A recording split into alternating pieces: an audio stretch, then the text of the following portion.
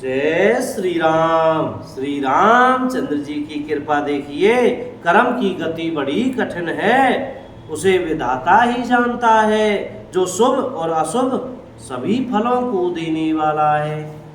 ईश रजाई शीस सब ही के, उत्पत्ति स्थिति ले विषय अमी के। ईश्वर की आज्ञा सभी के सिर पर है।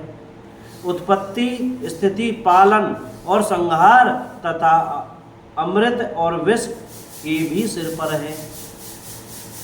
ये सब भी उसी के अधीन है। हे देवी, मोहवश सोच करना व्यर्थ है। विधाता का प्रपंच ऐसा ही अचल और अनादि है। महाराज के मरने और जीने की बात को हृदय में याद करके जो चिंता करती है, वह तो हे सखी हम अपने ही हित की हानि देखकर स्वार्थवश करती हैं। सीता जी की माता ने कहा, आपका कथन उत्तम और सत्य है। हाँ जी, ये मैया सुनैना जी कह रही हैं मैया कौशल्या जी से,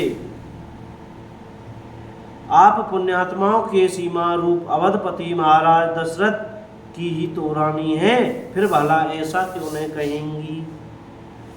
मैया कौशल्या जी कहने लगी।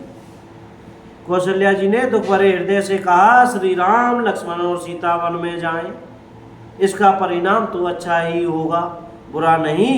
मुझे तो भरत की चिंता है। ईश्वर के अनुग्रह और आपके आशीर्वाद से मेरे चारों पुत्र, चारों बहुए गंगा जी के जल के समान पवित्र हैं। हे सखी, मैंने कभी श्री राम की सौगंध नहीं की, जो आज श्री राम की शपथ करके सत्य भाव से कहती हूँ। भरत के शील, गुण, नम्रता, बड़प्पन, भाईपन, भक्ति, भरोसे, अच्छेपन का वर्णन करने में सरस्वती जी की बुद्धि भी हिचकती है। सीप में कहीं समुद्र उलीचे जा सकते हैं। जानऊ सदा भरत कुल दीपा, बार बार मोहि कहू महीपा, कसे कनकुमनि पारिख पाए, पुरुष परीखियहि समय सुभाए।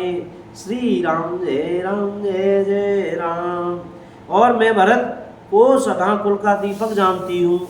महाराज ने भी बार बार मुझे यही कहा था, सोना कसौटी पर कसे जाने पर और रतन पार की जोहारी के मिलने पर ही पहचाना जाता है, वैसे ही पुरुष की परीक्षा समय पड़ने पर उसके स्वभाव से ही उसका चरित्र देखकर हो जाती है।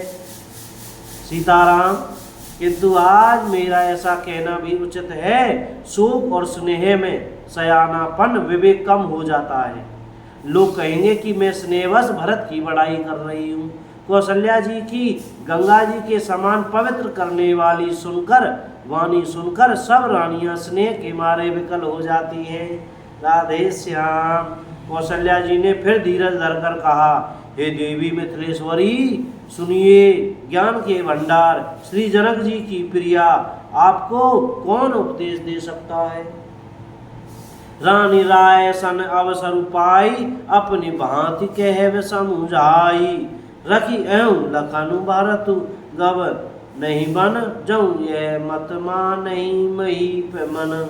और क्या कह रहे हैं, हे रानी, मौका पाकर आप राजा को अपनी ओर से जहाँ तक हो सके समझाकर कहिएगा कि लक्ष्मण को घर रख लिया जाए और भरत वन को जाएं। यदि यह राय राजा के मन में ठीक जच जाए तो भली भांति खूब विचार कर ऐसा यत्न करें। मुझे भरत का अत्यधिक सोच है, भरत के मन में गूढ़ प्रेम है, उनके घर रहने में मुझे भलाई नहीं जान पड़ती। यह डर लगता है कि उनके प्राणों को कोई भय न हो जाए। लखी सुभाव सुनी शरण सुबानी, सब भई मगन करुण रस रानी। कौशल्या जी का स्वभाव देखकर और उनकी सरल और उत्तम वाणी को सुनकर सब रानियां करुणा रस में निमग्न हो गईं। आकाश से पुष्प वर्षा की छड़ी लग गई और धन्य धन्य की ध्वनि होने लगी। सिद्ध योगी और मुनि स्नेह से शिथिल हो गए। सारा निवास देखकर थकित रह गया, निस्तब्ध हो गया। तब सुमित्रा जी ने धीरज धर के कहा कि हे देवी, 2 घड़ी रात बीत गई है। यह सुनकर श्री राम जी की माता कौशल्या जी प्रेम पूर्वक उठी और प्रेम सहित सद्भाव से बोली, अब आप शीघ्र डेरे को पधारिए, हमारे तो अभी ईश्वर ही गति है।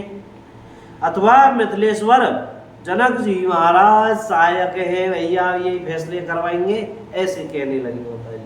बोलो राजा रामचंद्र की जय हो, अयोध्या धाम की जय हो, श्री वृंदावन धाम की जय हो, चमेली वन धाम की जय हो, श्री हनुमान जी महाराज की जय हो, श्री सीताराम श्री राधे श्याम। भैया बोलने में, कहने में, सुनने में, पढ़ने में भैया हमसे कोई गलती हो गई हो तो कृपया क्षमा करते रहिएगा और मुख में श्री सीताराम सीताराम राधे श्याम बोलते रहिएगा भैया। जय राम जी की।